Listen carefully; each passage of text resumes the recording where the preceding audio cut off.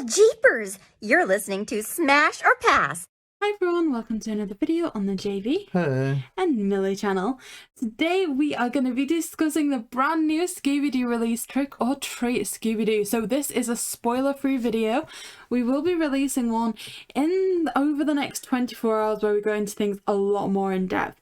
But for now, you can hear our opinions completely spoiler-free if this movie hasn't yet got to you. Yeah, now of course, when we do say spoiler-free, what we basically mean is, like, obviously we're going to be discussing some elements of the movie, but they're pretty much what you saw in the trailers, along with our general thoughts and feelings about the movie and certain plot points without giving too much away. So, you know, if you've seen the trailer, you'll be okay to watch this video. If you want to stay away from absolutely everything, including the trailer, including everything, then you might want to come back to this video after seeing the movie yourself. But without further ado, we're going to get into it. Now, I guess we've never really had to be in a situation where we've dealt with a direct spoiler-free before, so we're not going to go into much of a plot summary here, except maybe summing up the fact that from the look of the trailers, we are set for a Scooby Doo movie set in Halloween. There's going to be some trick-or-treat hijinks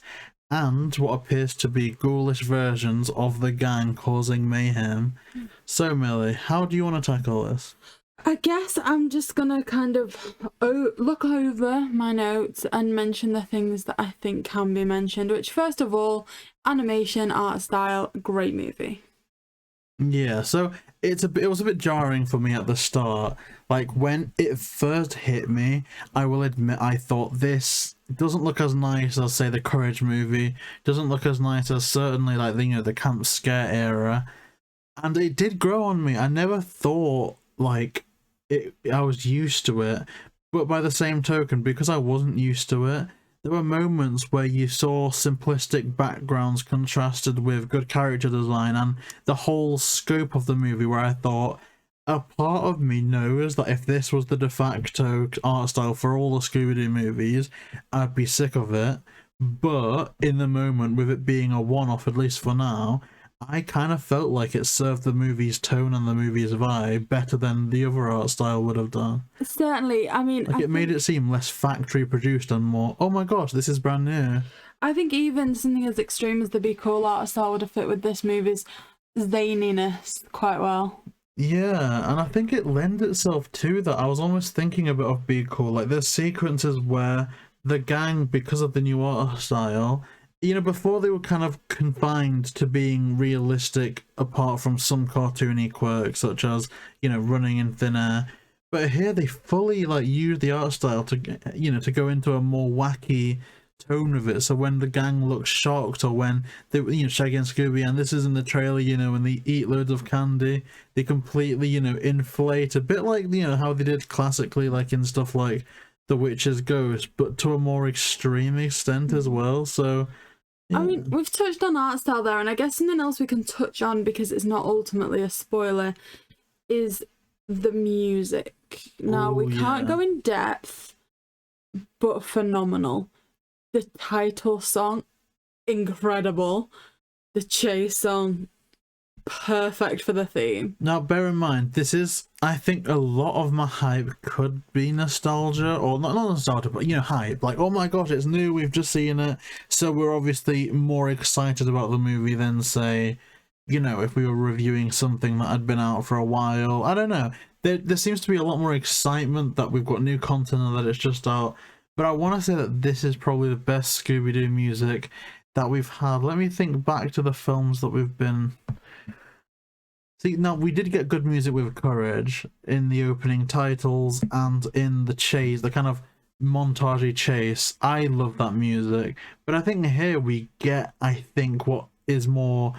You know what I mean? You'd almost get this type of music from a classic early 2000s Scooby, or from a classic, what we would consider, you know, childhood nostalgic Scooby. I think it takes it back to basics. I'm thinking Goblin good way. King kind of era for the last time we saw music this good in a chase song.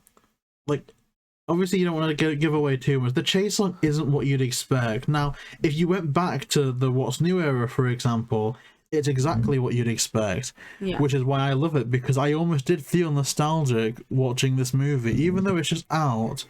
I felt nostalgic going, oh my gosh, this reminds me of a Scooby movie that would have been made when I was just watching What's New Scooby Doo. I mean, I think there's a reason for that. I think that's exactly what they wanted you to feel, again, staying spoiler free here. But as you see with a lot of things at the minute, from the new Ghostbusters to the new Spider-Man, fanfare is what it's all about in every sense of media making. It's a wave that's kind of swept over the entertainment industry over the last 2 years. And it's something that you've seen in the trailer is present with this movie. And it does pull that off. Like, if you had any reservations watching the trailer, like, are they touching on too much of what matters to people here? You know, original Scooby? They pull it off. Yeah, like, there is there is a moment when nostalgic fanfare can get too much in movies. I can't think of a movie that's done that, but I'm sure, I mean, in a way, right? I mean, hear me out. Ghostbusters Afterlife, very, very heavy on nostalgia. Almost, if you haven't watched the original, you might think differently about the movie.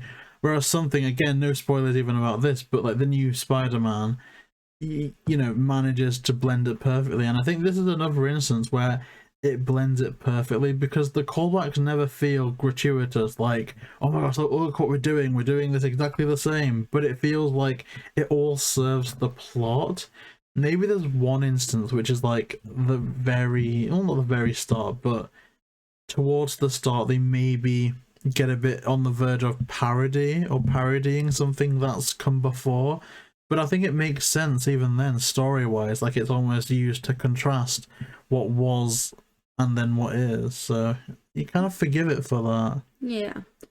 Now, I'm gonna ask you a question. I think I know where this is going. And this is spoiler free. It's just a question. It's a loaded question, but it's a question. Can we discuss Velma, or is that spoilers? I mean, I will say one thing, and I never thought I'd say it. Well done, Warner Brothers. But I know, well, even not only like what they do, but I think I owe someone an apology.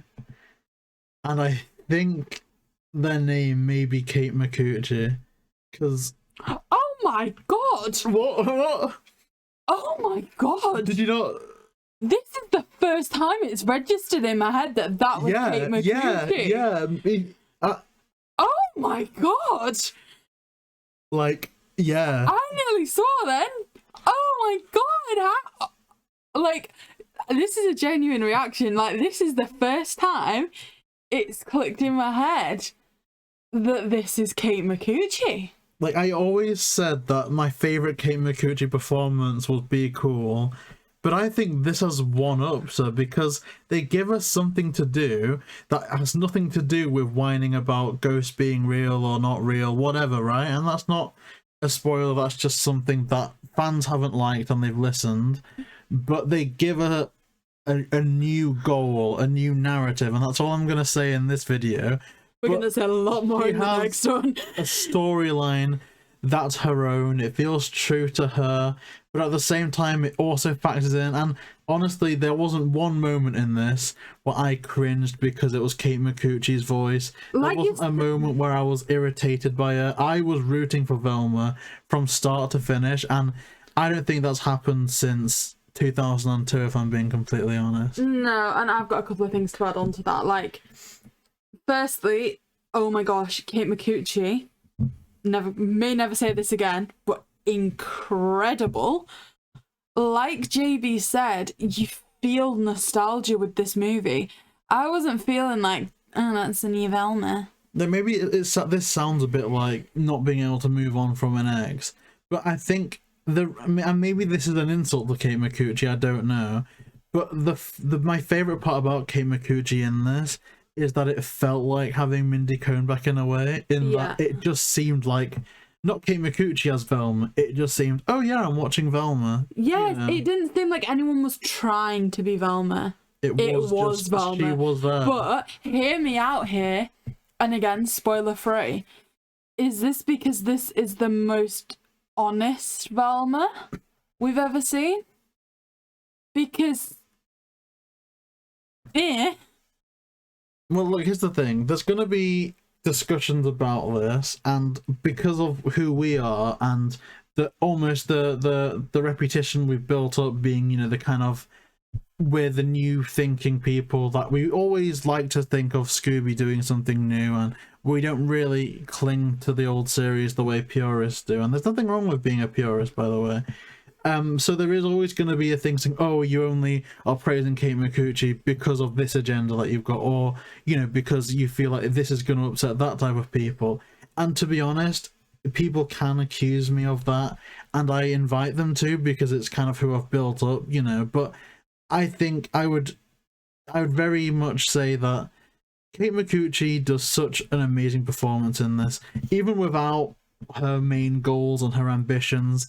I just think she tones down the high-pitchedness, and when she tries to be funny, she actually does pull it off. And it's like, well, we always knew that Kate Micucci wasn't a hack. Like, she's not an irritating person, she's a comedian. She's done stand-up comedy. I think she's even won some awards for stuff, and I think she was able to bring her a bit like Frank Welker. Obviously, I do like how original Fred liked his traps, but he wasn't obsessed with them. But Frank Welker, same person, same performance, had a whole different light when he was allowed to be a bit more funny, with Mystery Incorporated. And I think with this Velma, that's not just trying to debunk things, but she's actually trying to create things. I think this is almost a new direction for Kate Micucci's Velma, which I think just serves it a lot better than what it was before. I'm gonna say this with the biggest respect to everybody that's ever worked on Scooby, but I think for me, this has been not the best writing of a plot, but the best writing of the characters, because everybody has their own story. Like, it's not just, this is what Shaggy and Scooby are gonna do, and this is us lumping Fred, Daphne and Velma together. Every one of them has their own purpose for being there, which isn't always the case, and they also have their own agenda. Velma has never been given this light before, this character before, this kind of motive before, and it's really refreshing. Honestly, there's a moment at the end between Fred and Daphne, and that's all I'm going to say because it's spoiler free. But I think it's actually one of the most poignant moments that the two of them have ever shared. And it's because it's like pure as well. Yeah, like, it's not like your standard, oh, this is because, Fred and Daphne love each other and all this kind of stuff. It's just a human bonding. It's wholesome, dare I use the word. It is a wholesome moment. There's a lot of wholesome moments in this, actually. It's, it's a feel-good movie. And that's what I think is special about it, at least now, right? Like, it's Halloween, and you'd expect certain things from Halloween, and I'm not convinced you get all of it, but at the same time you do. Like, okay, Fred says a line in this movie that I think sums it up. That's not what I expected, but it's completely what I expected. And that's so confusing, because this is absolutely not what I'd expect from a movie that comes out today. But it is a movie that I'd expect would come out back in our day, not to make us sound ancient. So I'm gonna say there's one thing that stinks. Like, obviously, say your thing, but there's one thing that I just thought of that kind of stinks in my opinion. Okay, keep it fresh in your mind, because I'm just gonna lay on the positivity here. I think this is one of the best written does it class as direct to DVD? Yeah, the DTV, direct to video, direct to DVD. I'm gonna say this is possibly the best written direct to TV, direct to video, whatever, Scooby Doo movie in the last 10 years. I think it was on that level. It was the best we've ever seen the gang work together, just their characters, the development. It was 100% there. I don't think there was a single thing missing. If you are a hardcore Scooby fan, there was so much fanfare back to the, the originals, and just wholesome relationships between the gang, but also for, like, ultimately this movie takes a step forward that I think people have been calling out for the best part of 2 decades.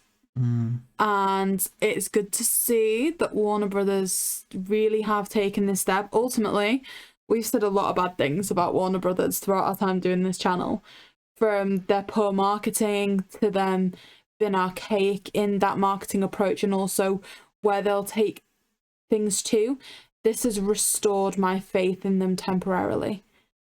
Yeah, and I was just looking back at the DVD shelf, and honestly, I'm not gonna say that this is the best by a mile, because I do think personally for me it has been on a winning streak. I always say, like, if we came into Scooby at a different time, things would have been different. Like, I do like Happy Halloween Scooby Doo, but I want to say if that was the one that we first watched back, maybe we don't continue. If Return to Zombie Island, which I didn't think was too awful, if that was the first one we watched back, I don't say we continue. So I do think Scooby's been on a winning streak. I know that the first one we watched was Sword in the Scoob, and we did continue. I know that if Courage was the first one, I would have wanted to continue. And again, I know that if this one was the first one, I would have wanted to continue. I think the last 3, counting this, have been particularly good, in my opinion. But I do think that this, I think I prefer it to Courage. And I think I prefer it to Sword on the Scoob. But again, I don't want to definitely say that because we're just fresh off from seeing it. And I don't think we've ever done a review that's so fresh off from seeing it. Like, normally it has time to sit with us. And the one thing I don't... Okay, we'll do positives first. So I've praised Kate Micucci. Maybe I'll never do it again. Maybe this is a winning streak for her. Maybe she'll become the best Velma of all time. Maybe if they stick with this narrative, I'm sorry to interrupt you, but one issue or one reservation I have is Scooby-Doo's not known for its consistency. They can meet someone in one episode and not know them again in the next. I want them to continue with the... And also another issue and reservation I have here is we know that there's things shelved, let's say, like Crypto. And granted, Holiday Haunt, if that's been shelved and like it still could be released, that's when they're younger, so it's not as in effect. My reservation is if they've got stuff shelved, I'm scared they take a step back. When this has been such a step forward. I don't know, it's a tricky one because I get what you're saying, but I don't necessarily think it has to continue in a cohesive plot, because it doesn't, but I'm just saying, like, and even if it isn't with the same character, it could just become cheap eventually. It could become a shtick, you know, like there's characters that you know that they're gonna do something, right? Like Brock, you don't know that reference point, but Brock, every time he goes into the Pokemon Center, you know he's gonna get like eyes for Nurse Joy, or like there's some characters that have catchphrases and stuff, and I don't want Velma's new goal to become that, like it's just a wacky thing that happens every time and goes nowhere. But as long as they keep to this of Velma thinking, what do I want, how do I proceed, versus I'm gonna try and debunk this, I'm gonna prove that this isn't real, and I'm gonna whine about this. As long as Velma's goal in the next Scooby movie could be, I want to help, you know, Shaggy find some more candy, right? It would be a bit weak, but if that was her goal as a good friend, then it's fine. So I don't know, it's a weird one with the future of Velma, but I think if Kate Micucci keeps up this performance, definitely, like, I can't believe, like, I know my reaction seemed quite fake, but I honestly promise you it hadn't even clicked in my head that we were dealing with Kate Micucci. It's because we had so much time away. Like, I can't remember. No, but I remember the first time coming back into Scooby and cringing. Do you remember the first time we heard her voice in Sword on the Scoob? Oh gosh, yeah. Like, it felt like your childhood had been destroyed in front of your face. You know what would be interesting? Going back to watch Sword on the Scoob and wondering if it was performance or maybe we're getting used to it. That could be a factor. But I don't know. So there was Velma. The thing is, I think Shaggy and Scooby get the short end of the stick in terms of development, but then just keeping them consistent is good in and of itself, just because they're just fun characters in general. They don't really need much to do apart from be fun. And I think that's what they get here. They're just fun. Fred is interesting. It's not his usual goal. But I like Fred. And Daphne, like we've mentioned, like Daphne is always on point. But I think, I don't know. I don't know. Okay, I guess, look, we can't get too far into this. I'm just gonna like ask the question, JB. With this movie, do you feel tricked or do you feel treated? I gotta say, the one thing I can say I don't like is the name. I don't have any alternate suggestions. I just don't think it sums up what the movie's about or what it is or the vibe of it. But I feel very much treated, and I can't go into really why. That'll be for the next part, but honestly, this is one of my favourite modern Scooby movies, if not my favourite. It's up there for me with Camp Scare, and I don't even know if that's considered modern now, but it's up there for me. It's up there. What about you? Do you feel tricked or treated, Millie? I feel treated, and far more treated than I expected to. I think that they should bring the writers for this back. I would like to see what else they can do with the franchise, because I personally think that they've set the bar of where like Scooby can go. They may have a dream team on their hands, because I did notice we've never seen the voice director in any other projects. I'm wondering if something behind the scenes with the new voice director changed something with Micucci.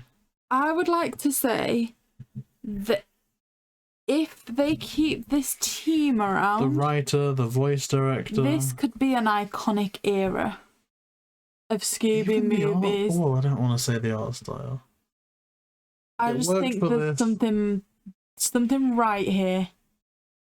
Something right here that honestly some of modern Scooby's been missing. I guess by modern Scooby I mean anything post What's New, because I remember like going back and reviewing some stuff and been disappointed. Like, I'm just trying to say, like, I mean, around the kind of, honestly, like perhaps Haunted Hollywood, Curse of the Speed Demon, Batman the Brave and the Bold, around that era, I genuinely thought Scooby was never going to get good again. Like, I remember recording Smash or Pass and passing about 10 movies in a row and just thinking it was never going to get good again. This is like showing that it really can be as good as it ever was. Like, I'm saying this team could bring back the golden, like, be the equivalent of a golden age Scooby era. Like, I'm talking like Cyber Chase era. I don't have high hopes for that. I do. Because I know that there's been some leaked concept art of what appears to be the Crypto movie, a DC crossover or something. Ugh. And I don't see this team tackling that. So I don't know if this is going to be reviewed really well. Crypto might be reviewed slightly less, and Warner decides to grow some brains and think, okay, people like this a lot more than that. Let's get the writer on the phone. Let's get like the directors on the phone. I'm gonna say Warner Brothers grew more than just brains to drop this movie. They did something revolutionary a few things here. dropped for sure, yeah. And I would like to believe that there is some new brain in Scooby that's saying, look, let's change this a bit. Like, let's make this back as good as it used to be. That will talk them out of any more of these silly DC crossovers. I just don't know who, because as far as I know, the main kind of brain behind all of it, like the Overlord, who ticks all the boxes, is the same. We've got Sam Register here. Maybe something's registered with him that what they were doing before is not working. Register, yeah. Well, shout out Mr. Sam Register, like... No, I think we could see Golden Age Scooby here. I'm excited about this. But we need to hope that, like I say, it looks like something's really changed and I want it to stick that way. Like I say, no more DC crossovers. Let's build Scooby. At least get the story writer and the teleplay writers consulting on the Crypto movie. Ideally have them write the next one. Let's not have a Crypto movie. I think it's too far into it to cancel it, and I don't want... Scoob Holiday Haunt, you want to say it's too late to cancel stuff? I think there's been enough cancels.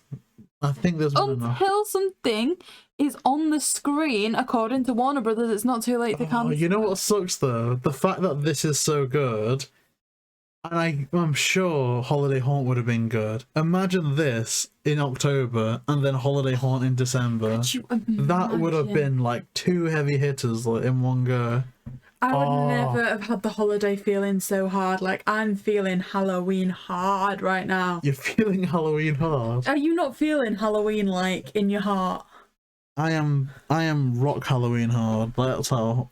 No, that's ridiculous. But yeah, you know what? Definitely treated. I am treated. But I guess that's all for now. You know, please do watch the movie. We've both recommended it, and the kind of next video will be not a deep dive. It'll just be a regular episode essentially, where we talk about everything in the movie. Again, I'm going to mark that appropriately, but please do be aware that that will be spoilers. We're going to point out that it's spoilers at the start of that. So yeah, if you do want to see that, then please like, comment and subscribe. And if there's any more content that you want to see us focus around the Trick or Treat movie, comment that down below as well, because we're always up to do new things with the content. So yeah, this is a win, and I'm very happy that we've got it. So thank you so much. Warner Brothers. And Kate Micucci. Oh yeah, Kate Micucci. I am sorry. I am too.